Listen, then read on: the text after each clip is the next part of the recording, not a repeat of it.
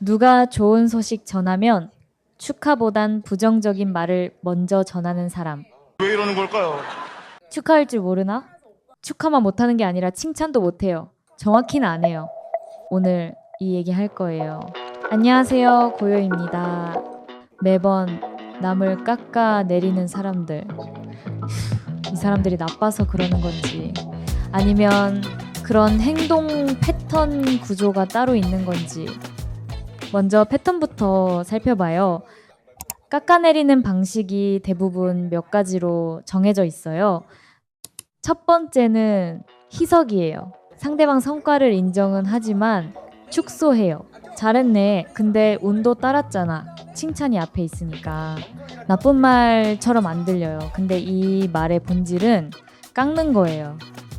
두 번째는 비교예요. 그 정도면 괜찮은데 누구는 더 잘하더라. 대놓고 날리는 직접 공격이 아니에요. 나누는 대화에서 갑자기 다른 사람을 끌어와요. 근데 효과는 같아요. 세 번째는 전망 꺾기예요. 지금은 좋은데 앞으로 어떻게 될지 모르지. 현재를 인정하는 척 하면서 미래의 불안을 심어요. 이 말도 본질은 깎아내리는 말이에요. 하지만 본인은 현실적인 말을 했다고 생각해요. 팩트를 말했다고요? 왜 이러냐? 심리 구조로 들어가야 해요. 핵심은 자기 가치예요.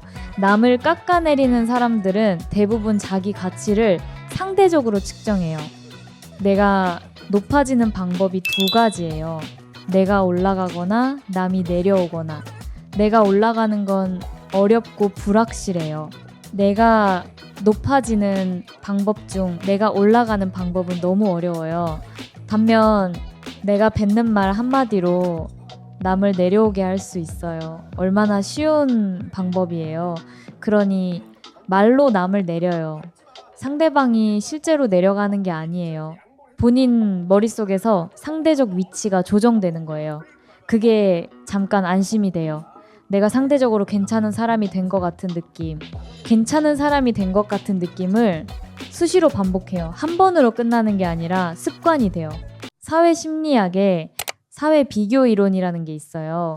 인간은 자기 평가를 할 때 절대적 기준이 아니라 타인과 비교해서 해요. 내가 잘하는지 못하는지를 판단할 때 주변 사람들이 기준이 돼요. 그러니 주변 사람이 잘 되면 내 위치가 상대적으로 내려가는 느낌이 들어요. 실제로 내가 달라진 게 없는데도요. 그 위협을 중화하는 방법이 깎아내리기예요. 상대방 성과를 희석하면 위협이 줄어요. 내 위치가 다시 올라온 것 같은 느낌이 들어요. 이게 의식적으로 하는 게 아니에요. 예전에 다니던 직장 동료 중에 저런 사람이 있었어요. 저보다 나이도 많고 한 명은 직급도 높아서 버티기가 힘들었어요. 다른 직원이 뭔가 자기 자랑을 하면 축하나 칭찬을 해주고 지나가면 될 일을 상처를 주는 말을 꼭 내뱉더라고요. 지갑을 샀다고 자랑해도 지갑은 예쁘지만 이 브랜드와 너는 어울리지 않아. 처럼 쉽사리 상처를 주는 말을 숨쉬듯 내뱉던 동료와 상사. 남이 잘 됐을 때만 그 말이 나왔어요. 자기 얘기할 때는 안 나왔어요. 자기 성과엔 운 얘기 안 했어요. 자기 실패엔 외부 요인이 있었어요. 그때 알았어요. 현실적인 게 아니라 자기 보호였다는 걸요. 남을 깎아야 자기 위치가 유지되는 구조였어요. 이게 의식적으로 하는 거냐? 대부분 아니에요. 본인도 몰라요. 그냥 현실적인 말을 하는 거라고 생각해요. 솔직한 사람이라고 생각해요. 근데 그 솔직함이 왜 항상 남한테만 적용되냐는 질문을 못 해요. 자기한테도 같은 기준으로 솔직하냐는 질문이요. 대부분 그 질문이 없어요. 자기 객관화가 안 되는 거예요. 깎아내리는 행동이 자기 불안에서 나오는 거라는 걸 모르는 거예요. 모르니까 멈추지도 않아요. 멈출 이유를 못 느끼는 거예요. 나쁜 짓을 하고 있다고 생각 안 하니까요. 사회적으로 이 행동이 강화되는 구조가 있어요.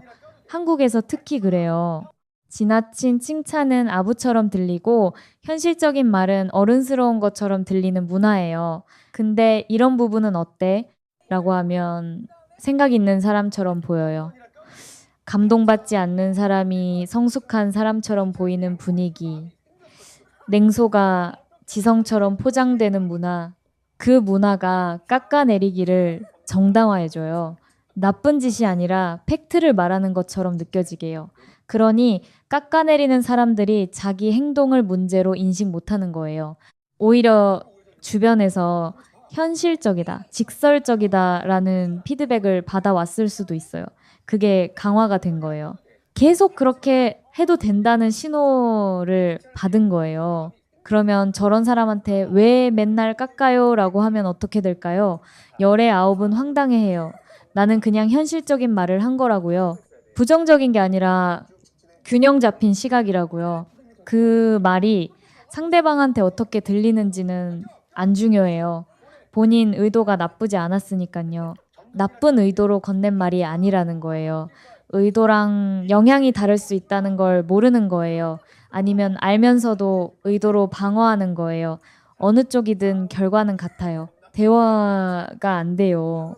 깎아내리는 사람들한테 또 다른 공통점이 있어요. 자기가 깎아내림을 당하면 엄청 예민해요. 자기 성과에 근데 운도 따랐잖아 라고 하면 바로 기분 나빠해요. 남한테 했던 말을 자기가 들으면 달라요. 이게 역설이에요.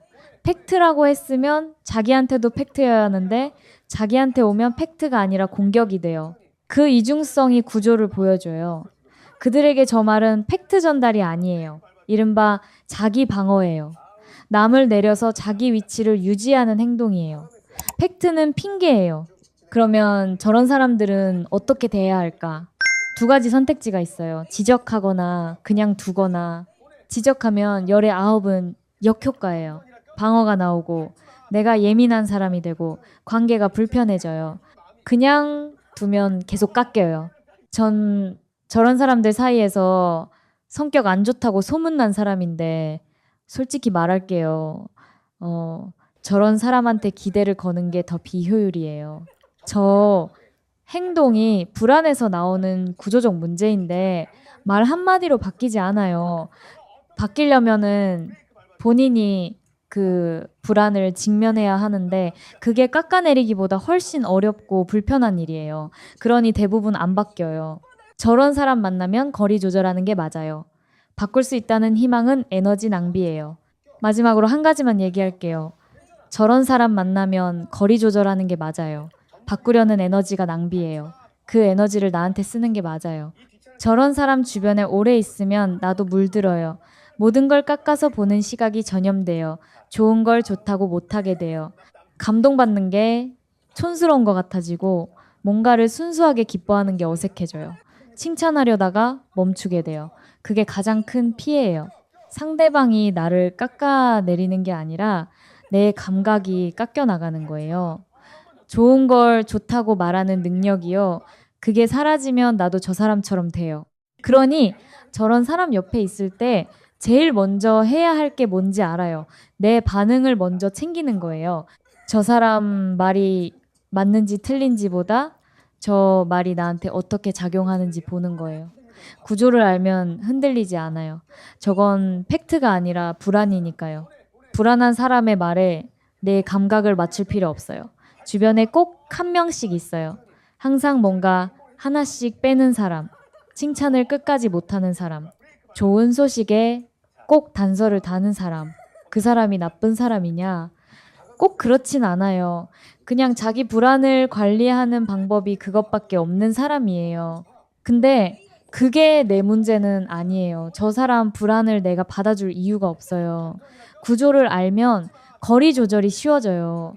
저건 나를 향한 말이 아니에요. 자기 내면에서 나오는 소리예요. 그게 전부예요.